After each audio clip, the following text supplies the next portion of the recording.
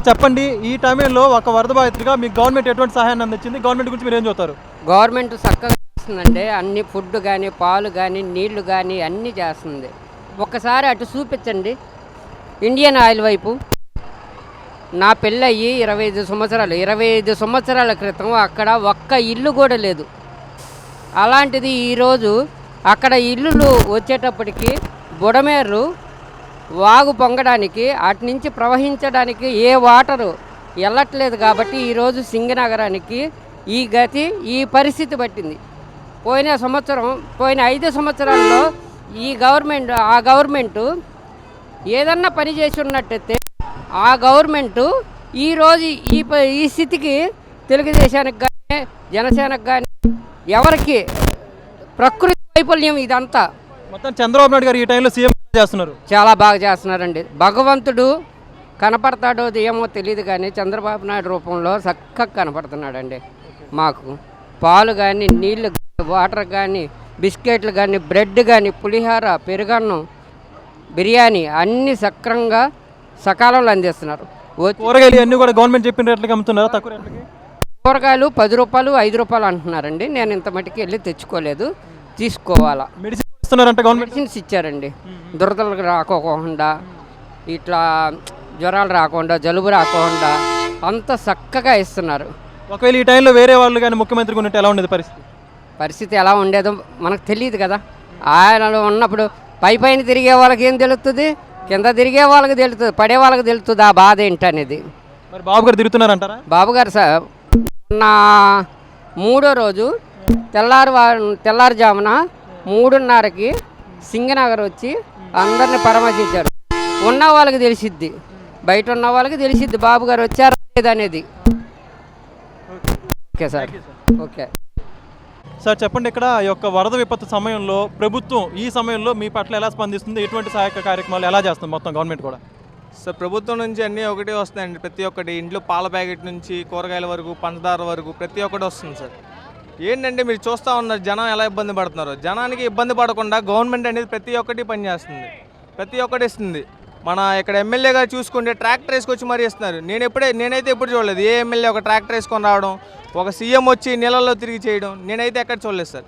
కానీ ఇలాంటి పరిస్థితి ఉన్నా కూడా మన సీఎం చంద్రబాబు గారు కానీ, బోండమ్మ గారు కానీ, వాళ్ళ అబ్బాయి గారు కానీ ఎంత కష్టపడుతున్నారంటే అంత కష్టపడుతున్నారు సార్. ప్రతి ఏరియాకి వెళ్ళేలా చూస్తున్నారు సార్. ప్రతి ఒక్కటి జనం ఇబ్బంది పడకుండా ఎంత చేస్తారంటే సార్. కానీ ఏంటంటే జనం ఒకటి తెలుసుకోవాలి, తీసుకెళ్లేది ప్రతి ఒక్కటి ఇంటికి ఫ్యామిలీకి సరిపోయేలా తీసుకెళ్ళండి. ఎందుకంటే దాని ద్వారా ఇంకో నలుగురికి ఉపయోగపడుతుంది. వేరే నలుగురు తింటారు అలా అని చెప్పి 4 తీసుకెళ్ళిపోయి 2 తిని 2 పడేసి అలా చేయమాకండి. అదైతే నా సలహా సార్. గవర్నమెంట్ అయితే బాగా పనిచేస్తుంది సార్. ఈ టైంలో చంద్రబాబు నాయుడు గారు ముఖ్యమంత్రిగా ఉండడం ఎలా అనిపిస్తుంది? నాకైతే చాలా బాగా అనిపిస్తుంది సార్. ఆయన ఉండడం వల్లే చాలామంది ఇప్పటి వరకు సేవ్ అవుతున్నారు. ఎన్డీఆర్ఎఫ్ దిగడం కానీ, మన గవర్నమెంట్ నుంచి రావడం కానీ చాలా బాగా జరుగుతుంది సార్. ఓకే, మొత్తంగా ఈ యొక్క ఏదైతే జగన్మోహన్ రెడ్డి గారు వీళ్ళందరూ కొన్ని ఆరోపణలు చేస్తున్నారు, చంద్రబాబు నాయుడు గారు తిరగట్లేదు సరిగ్గా పట్టించుకోవాలి, దాని మీద మీరే ఉంటారు? ఒక రియల్ బాధితుడిగా మీరే ఉంటారు సార్? ఒక బాధ్యత గల పౌరుడిగా నేనైతే చెప్పగలిగేది ఏంటంటే, చూస్తున్నాం మన జగన్ గారు ఏం చేశారు. మరి ఆయన పోయినసారి వరదలు వచ్చినప్పుడు హెలికాప్టర్ వేసుకొని తిరిగారు. మరి ఈసారి చంద్రబాబు గారు తిరిగితే మరి ఆయన మ్యాన్ మేడ్ అంటున్నారు సార్. మ్యాన్ మేడ్ అసలు వరదలు మ్యాన్ మేడ్ ఎలా వస్తాయి చెప్పండి? ఎవరైనా జనం నీళ్ళు తెచ్చి జగ్గులతో పోస్తే మ్యాన్ మేడ్ అవుతుంది. కానీ గేట్లు ఎత్తేస్తారు. బుడవేరు గేట్లు ఎవరు చెప్పారు సార్ మీకు అసలు? ఓకే, థ్యాంక్ యూ ఓకేనా. రాష్ట్రం అంతా కూడా వరద విపత్తు సమయంలో ప్రభుత్వ యంత్రాంగం అహర్నిశలు పనిచేస్తుంది. దానితో ప్రభుత్వ అధికార యంత్రాంగం కావచ్చు, సీనియర్ ఐఏఎస్లు, ఐపీఎస్లు, మంత్రులందరూ కూడా సమన్వయంగా పనిచేస్తున్నారు. అయితే దీంతో ఇది సంబంధించి మనతో మాట్లాడడానికి ఉన్నారు మంత్రి గారు. ఈ యొక్క ఏ విధమైన పరిస్థితులు ఎదుర్కొంటున్నారు, ప్రజలకి నిత్యావసర సరుకులు అందుతున్నాయి లేదా, వీటన్నిటి గురించి నేరుగా ఆయన అడిగి తెలుసుకునే ప్రయత్నం చేద్దాం. సార్, మీరు గత కొద్ది రోజులుగా వరద బాధితులకు సంబంధించి కూడా గ్రౌండ్ లెవెల్లో వర్క్ చేస్తూ ఉన్నారు. దీనికి సంబంధించి ప్రజల దగ్గర నుంచి ఎటువంటి స్పందన వస్తూ ఉంది?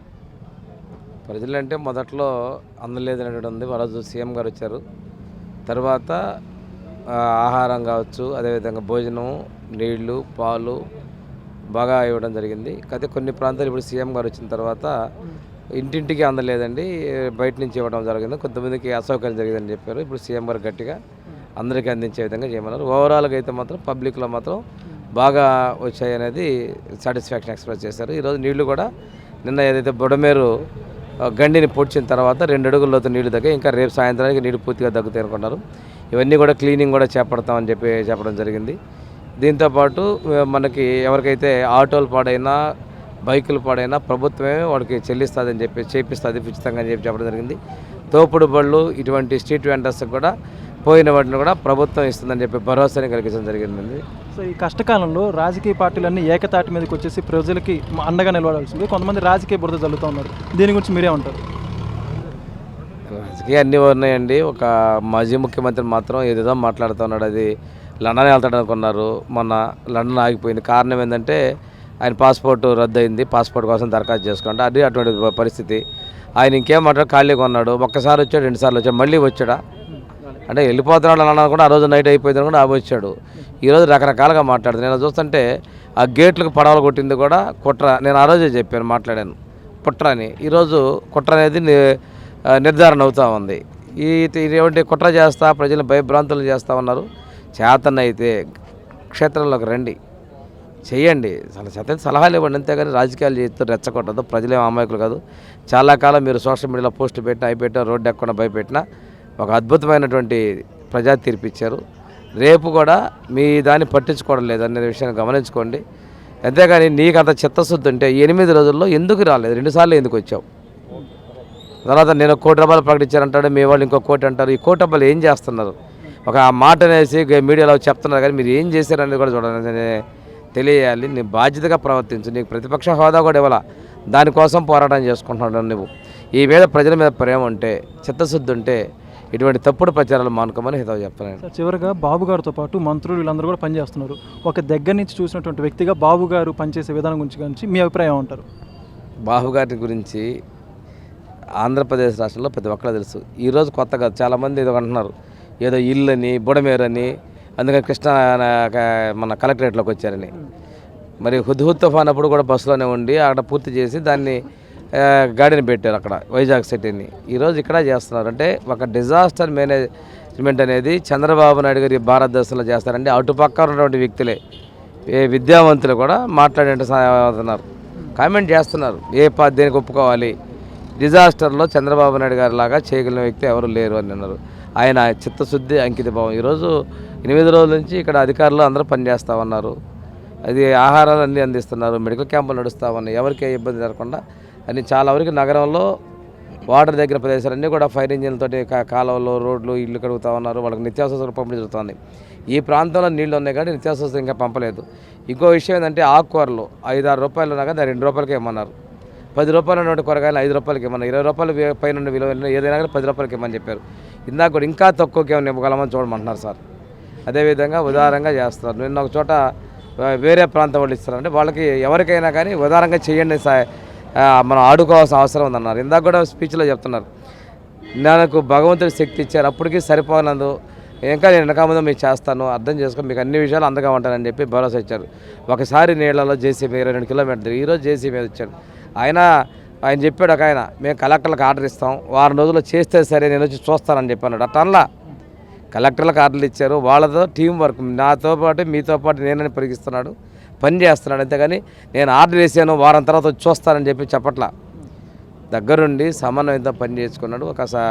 ఈ కష్ట సమయాల్లో అండగా ఉన్నారనే విషయాన్ని ఆయన పనితీరు స్పష్టం చేస్తూ ఉంది. Thank you sir, thank you sir.